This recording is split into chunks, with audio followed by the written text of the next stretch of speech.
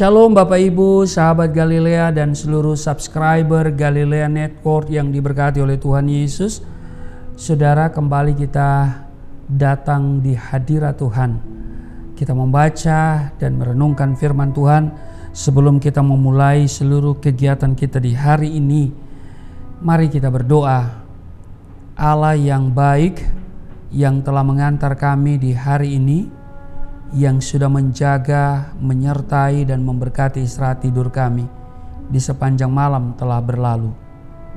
Oleh kemurahan-Mu saja kami boleh ada sebagaimana kami berada, dan untuk itu kami bersuka cita dan mengucap syukur.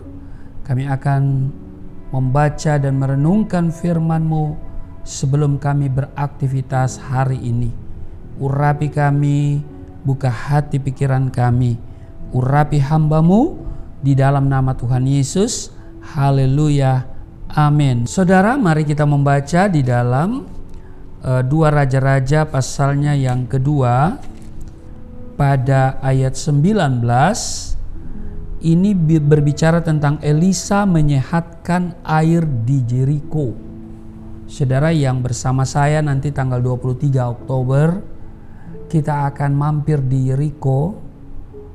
Pertama kita akan melihat pohon ara yang dipanjat oleh Sakeus ketika hendak melihat Tuhan Yesus. Lalu kemudian kita akan menuju tempat Yesus dicobai, ya. Jadi bukit pencobaan. Nah, sesudah dari sana kita akan mampir di restoran untuk makan siang, dan kita akan temukan di sana yaitu air yang di Jeriko ini yang disehatkan oleh Elisa. Nah, kita baca ya di ayat 19 dikatakan begini. Berkatalah penduduk kota itu kepada Elisa, cobalah lihat, letaknya kota ini baik seperti tuanku lihat, tetapi airnya tidak baik, dan di negeri ini sering ada keguguran bayi.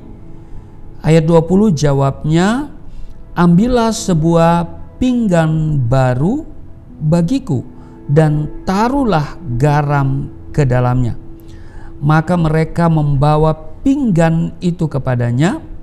Ayat 21, kemudian pergilah ia ke mata air mereka dan melemparkan garam itu ke dalamnya serta berkata, beginilah firman Tuhan, telah kusehatkan air ini, maka tidak akan terjadi lagi olehnya kematian atau keguguran bayi. Ayat 22, demikianlah air itu menjadi sehat sampai hari ini sesuai dengan firman yang telah disampaikan Elisa. Nah, saudaraku yang kekasih, ya, perikop dari pembacaan firman Tuhan ini ya adalah Elisa menyehatkan air di Jeriko. Penduduk kota Jeriko menyampaikan keluhannya kepada Elisa tentang keberadaan air di kota itu yang keadaannya tidak baik, sehingga di negeri itu sering ada keguguran bayi. Nah, saudara, atas petunjuk Tuhan, Elisa memerintahkan orang-orang di kota itu untuk mengambil sebuah pinggan baru dan menaruhkan garam ke dalamnya, dan kemudian melemparkan garam itu ke mata air di kota itu. Saudara, mujizat pun terjadi. Di ayat 21, telah kusehatkan air ini, maka tidak akan terjadi lagi olehnya kematian atau keguguran bayi.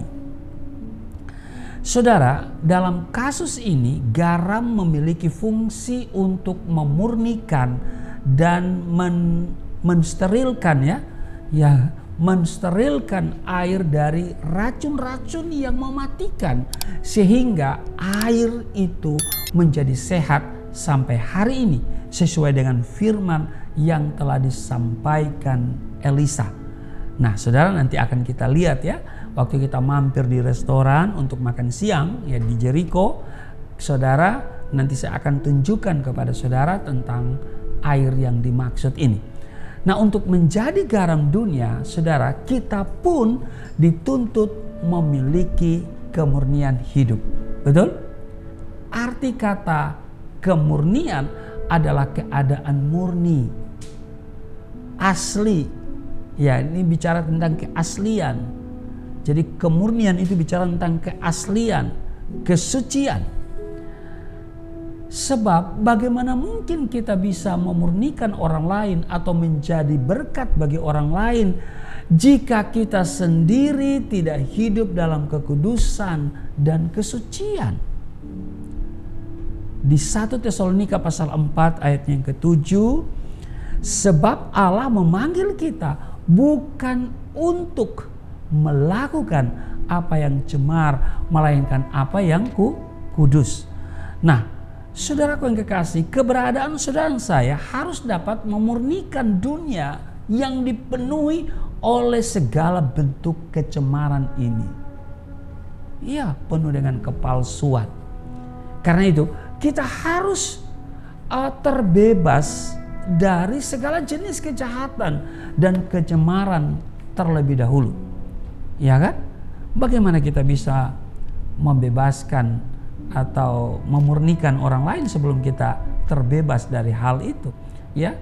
Jadi kita harus terbebas dari segala jenis kejahatan dan kecemaran terlebih dahulu, baru kita akan hidup ya di dalam kemurnian.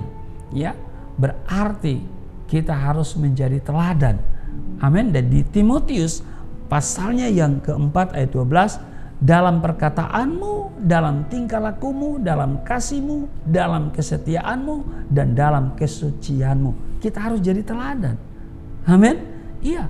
Saudara, air di kota Jericho itu menjadi sehat oleh karena kuasa firman yang disampaikan Elisa. Artinya Tuhan bekerja melalui media garam untuk memurnikan air yang cemar itu. Kehidupan kita pun akan menjadi garam bagi dunia dan mampu menjalankan fungsinya dengan baik apabila kuasa firman Tuhan bekerja di dalam kita. Yeremia pasal 23 ayat yang ke-29, bukankah firmanku seperti api? Demikianlah firman Tuhan, dan seperti palu yang menghancurkan bukit batu.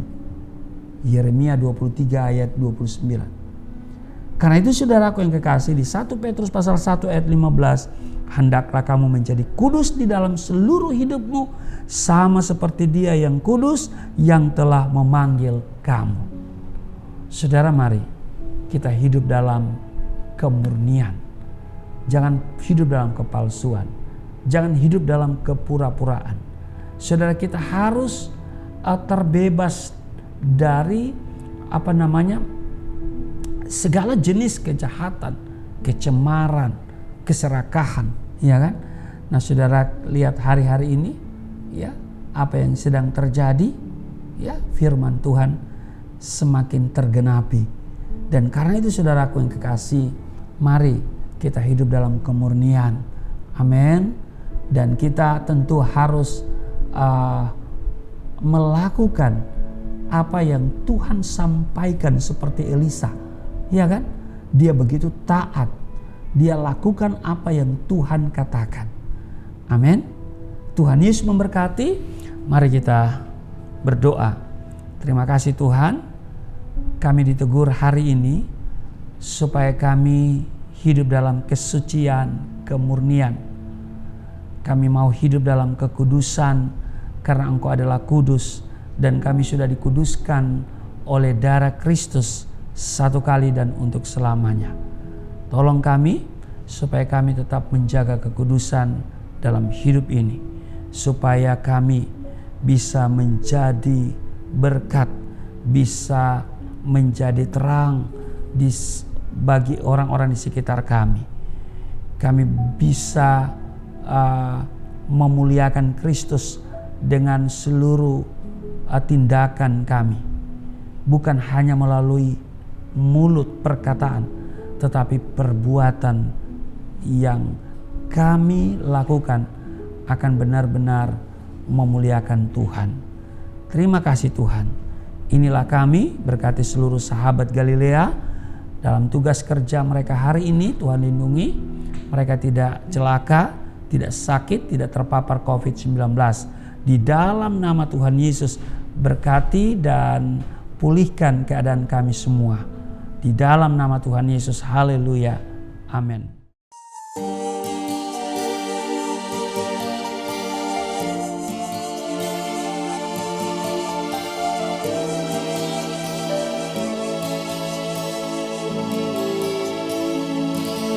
Bapa kami yang di surga, dimuliakanlah nama-Mu. Datanglah kerajaan, jadilah kehendak-Mu di bumi seperti di surga.